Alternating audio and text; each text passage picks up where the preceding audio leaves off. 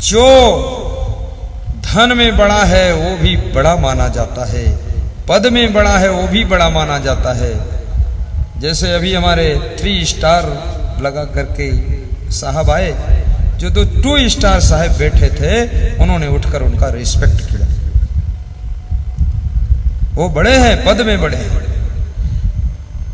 तो पदम वृद्धा, बलम वृद्धा, जो बल में बड़ा है वो भी बड़ा होता है। और संबंधम वृद्धा, जो रिश्ते में बड़ा वो भी बड़ा होता है। जैसे अभी मेरे गुरु आ जाए तो मुझे खड़ा होना चाहिए और हाथ जोड़कर पैर छूना चाहिए, क्योंकि वे गुरु हैं, हम उनके शिष्य। संबंधम वृद्धा, वयम वृद्धा, जो उम्र में बड़ा है वो भी बड़ा होता है। हमारे साथ में उम्र में कुछ बड़े हैं, हमसे बड़े उम्र में हैं, और मैं उनका गुरु हूं, तो मैं उनसे बोलता हूं गणेश साहेब बंदगी, वयम वृद्धा। और इन सब में बड़ों में बड़ा, इससे बड़ा, सबसे बड़ा, कौन बड़ा? वो बड़ा। ज्ञानम वृद्धा सर्वम वृद्धा भवेत, जो ज्ञान में बड़ा है वो सभी से बड़ा होता है, जो ज्ञान में बड़ा होता है। और ज्ञान किसे कहते हैं? ज्ञान किसे कहते हैं? ज्ञान का अर्थ ये नहीं कि भाषण दे वही ज्ञानी, प्रवचन करे वही ज्ञानी, श्लोक बोले वही ज्ञानी, ये ज्ञानी वानी कोई नहीं। ज्ञानी किसे कहते? ज्ञानी की परिभाषा बताता हूं आपको। श्रीमद् भगवत गीता में अर्जुन श्री कृष्ण से पूछते हैं ज्ञानी कौन है? कृष्ण कहते अर्जुन, अमानित्वम आदम्भित्वम अहिंसा शांति आर्जवम। जो अमानी है, जिसको अभिमान नहीं है, उसको ज्ञानी कहते हैं। ज्ञान की बात बोले न बोले, लेकिन अभिमान को जिसने मार दिया है वो ज्ञानी कहा जाता है। ज्ञानी और अभिमानी में इतना अंतर होता है। अभिमानी को ज्ञान का अभिमान होता है और ज्ञानी को अभिमान का ज्ञान होता है, ये फर्क होता है। अमानित्वम आदम्भित्वम, और जो दंभाचरण नहीं करता वो ज्ञानी है। अहिंसा, जो हिंसा नहीं करता, जीवों पर दया करता वो ज्ञानी है। आर्जवम, जिसके मन वाणी स्वभाव सरल है वो ज्ञानी है। स्थैर्यम, जिसका चित्त स्थिर चंचल नहीं है वो ज्ञानी है। शौचम, जिसमें मन वाणी कर्म पवित्र है वो ज्ञानी है। आचार्योपासनम, जो आचार्यों की उपासना करता है, वंदना करता वो ज्ञानी है। आत्म विनिग्रह, जो मन इंद्रियों को वश में रखता है वो ज्ञानी है। जिसके मन इंद्रिय वश में नहीं वो ज्ञानी नहीं, वो तो बहुत बड़ा ज्ञानी है। लोग कहते हैं ना, रावण 4 वेदों का ज्ञाता था, काहे का ज्ञाता था? उसका ज्ञान किस काम का? उल्टा पलटा आचरण करता है। इंद्रियार्थेषु वैराग्यम अनहंकारा एव च, और जो इंद्रियों के समस्त भोगों से वैराग्य रखता है वो ज्ञानी है। इंद्रियों के भोगों को नहीं भोगता है उसको ज्ञानी कहते हैं। इन श्लोकों को लोग छिपा लेते हैं कथा सुनाने वाले, नहीं तो वो खुद पकड़ में आ जाएंगे। चंदूलाल तिवारी और मैं तो इसको खोल देता हूं पूरा। एक मेरे से कह रहा था कथाकार कि तुम इज्जत लय डालते हो। हमने कहा इज्जत है ही नहीं तुम्हारे पास, तो लय का डारी हो। शुद्ध साई राहत नहीं, फालतू कथा सुनाओ। पान तमाकू खाए और ऊपर मुंह ऊपर करते, गलगल गलगल बोलत रामायण की चौपाई। मंगल भवन मंगल हारी, और पान तमाकू खाए के फैलावे बीमारी। ये क्या ज्ञान है? इंद्रियार्थेषु वैराग्यम अनहंकारा एव च, जिसके पास किसी प्रकार का अहंकार नहीं है वो ज्ञानी होता है। न जवानी का अहंकार, न धन का अहंकार, न बुद्धि का अहंकार। जन्म मृत्यु जरा व्याधि दुख दोषानुदर्शनम, जो जन्म में, मरण में, व्याधि में, रोग में और बुढ़ापे में बारंबार दुखों का दर्शन करता है वो ज्ञानी होता है। दुख का दर्शन करना, ये सब ज्ञानियों के लक्षण प्रभु बताए गए 5 श्लोकों में। असक्ति अन्वेषगा पुत्र दारग्रहादिषु नित्यम चा समचित्तम इष्टानिष्टोपपत्तिषु मयि च अनन्य योगेन भक्ति अव्यविचारणी विविक दे सेवित्वम अर्ति जन संसदि अध्यात्म ज्ञान नित्यत्वम तत्व ज्ञानार्थ दर्शनम यतत ज्ञानम इति प्रोक्तम अज्ञानम यत अतः अन्यथा। श्री कृष्ण भगवान ने भक्ति के लक्षण कल मैं आपको बताऊंगा अगर योग बन गया कि भक्ति क्या है। लोगों ने भक्ति को भी बिगाड़ दिया, भक्ति को हुल्लड़ बना दिया, खूब रंग फेंकते, गोबर फेंकते, हुल्लड़ मचाते, उछलते कूदते, खूब डांस करते हैं। अरे भक्ति ये नहीं है, भक्ति तो प्रथम भगत संतन कर संगा दूजे रति मम कथा प्रसंगा। भक्ति के नाम पर हुल्लड़ मचाना, उपद्रव मचाना, ये कितनी गलत बात है। शांति रखो। तो भाइयों और बहनों, गुरु विनयता, अपने से बड़ों के साथ में विनम्रता का व्यवहार हो, ये राम का लक्षण है। चित्तयित गंभीरता, और जिसके चित्त में गंभीरता है, चंचलता नहीं है, वह राम है। कल मैं इस श्लोक को और पूरा करूंगा, गा देता हूं आज ही पूरा। धर्मे तत्परता, बस समापन पर आ गया है, सीधे बैठ जाइए, जल्दबाजी मत करना, नहीं घुटना में दर्द होगा फिर। धर्मे तत्परता, मुखे मधुरता, दाने समुत्साहिता,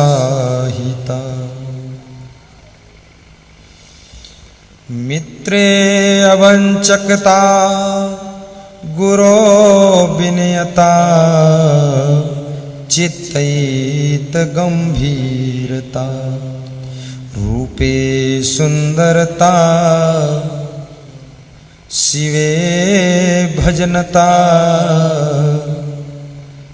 आचारे शुचिता, गुणे रसिकता, शास्त्रेषु विज्ञात्रता, रूपे सुंदरता, शिवे भजनता, त्वयिमस्ति वै राघवा। हे राघव, ये सब लक्षण तुम में हैं, इसलिए तुम राम हो। हम तुम्हारी पूजा करते हैं। इन राम के भक्त में भी इन्हीं गुणों का विकास होना चाहिए, तब कल्याण होगा। भाइयों बहनों, आज का हमारा प्रवचन धीरे धीरे यहीं पर विराम लेगा, और आपका स्वास्थ्य भी अच्छा रहे, आपका मन शुद्ध रहे, आपकी वाणी मधुर रहे। स्वास्थ्य के लिए कुछ परहेज भी करना, कुछ थोड़ा सा व्यायाम भी कर लेना, और थोड़ा सा स्वस्थ रहने के लिए ठहाका मारकर हंस भी लेना, और सुबह सुबह सलाद खा लेना। मैं बहुत बढ़िया तुम्हें दवाई बताता हूँ, बुद्धिमान हो जाओगे तुम। बुद्धिमान तो ऐसे ही हो, बुद्धू थोड़े हो तुम, लेकिन और बुद्धि बढ़ जाए। बता दूं फ्री की दवा? आज बताऊं कि कल बताऊं? अरे आज नहीं, कल बताऊंगा तो आओगे, नहीं तो तुम बुद्धिमान हो जाओगे तो कभी आओगे ही नहीं। चलो थोड़ी आज बता देता हूं, थोड़ी कल बता देता हूं, समझ लो। थोड़ा खीरा, थोड़ी मूली, एक गाजर, थोड़ा सलजम, थोड़ा चुकंदर, थोड़ा नींबू, उसी थोड़ा यानी चौथाई, 2 नींबू न निचोड़ दियो और 10 चना के दाने 10 और 10 मूंगफली दाना सामक भिजाए दो, सुबह निकालो, धोई के डालो है। और हरी मिर्ची स्वाद अनुसार, 1 या 2 जैसा टेस्ट अच्छा लगे। थोड़ा नमक, थोड़ा चिरौंजी, चिरौंजी जनक वो दालचीनी जो खीर में पड़ते, 10 दाना, मुट्ठी भर न डाल दे जो बीमार हो जाए, 10 दाना। ये सब छोटा छोटा काटो और मिलाओ, एक कटोरम तैयार करो, और फिर बैठ के प्रेम से चबा चबा कर खाओ। सवेरे सवेरे, शाम को नहीं। शाम खाओगे बीमार हो जाओ, पेट में दर्द हो। और फिर उसके बाद 2 घंटे कुछ मत खाओ, ये नरेंद्र मोदी प्रधानमंत्री जी खाते हैं इसको, बहुत बुद्धिमान इसीलिए वो। ये मूली गाजर में बड़ा दिमाग भरा। तुम सोचो भाई से खवाई दी मूली गाजर, वह बुद्धिमान हो जाए, वह ना हुई।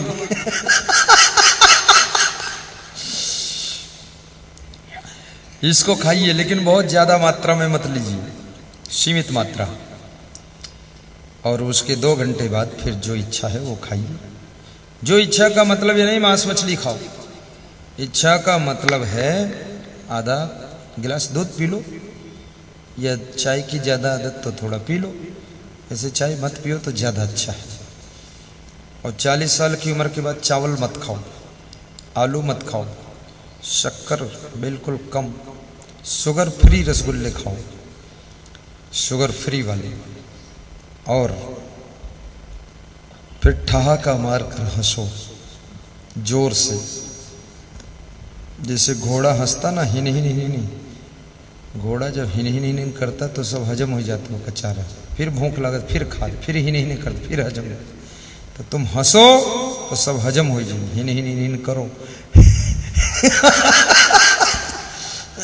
हंसना चाहिए तो उससे सब हाजमा सही हो जाएगा, गैस वैस कुछ नहीं बनेगी। और जिनके पेट में गैस बनती है तो उनकी एक फ्री दवा बताते, दवा है ही नहीं, फ्री नियम बता दे, बता दूं। भोजन के पहले लघु शंका जाइए, और भोजन के तुरंत बाद लघु शंका जाइए, और भोजन के पहले हाथ पांव मुंह धोकर तब भोजन कीजिए, और भोजन के बाद हाथ पांव मुंह धो लो, तो तुम्हारे पेट में गैस की बीमारी कभी होगी नहीं, और गुप्त रोग भी नहीं होंगे। फ्री का इलाज है। और फिर भी अगर पेट सही नहीं रहता तुम्हारा, तो फिर पपीता खाइए। यस्य पिता नास्ति तस्य पिता पपीता, जिसका पिता नहीं तो उसका पिता पपीता है। अब ये भी नहीं, पपीता बहुत खाओगे तो चर्म रोग हो जाएगा।